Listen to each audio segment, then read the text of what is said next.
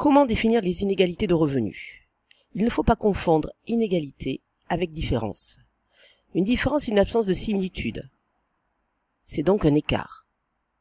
Une différence ne devient une inégalité que si elle se traduit par des avantages ou des désavantages, par rapport à une échelle de valeur. Ainsi, une inégalité est toujours relative. Il faut donc tenir compte du cadre social et culturel. Le revenu, lui, est une ressource perçue régulièrement, c'est un flux, sans diminution de patrimoine. Il y a alors différentes formes de revenus. D'abord les revenus primaires. Ils sont reçus en rémunération des facteurs de production. D'abord quand on apporte son travail, c'est le salaire. Quand on apporte du capital, c'est alors le revenu du capital. Il y a aussi les revenus mixtes des entrepreneurs individuels qui rémunèrent à la fois leur apport de travail et de capital. Ensuite, il y a les revenus de transfert.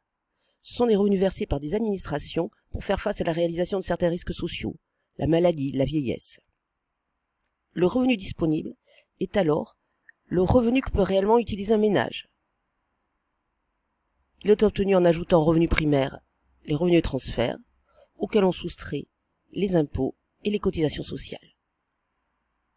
Les inégalités de revenus sont alors des inégalités économiques, des inégalités quantitatives, que l'on peut alors mesurer à partir d'indicateurs statistiques.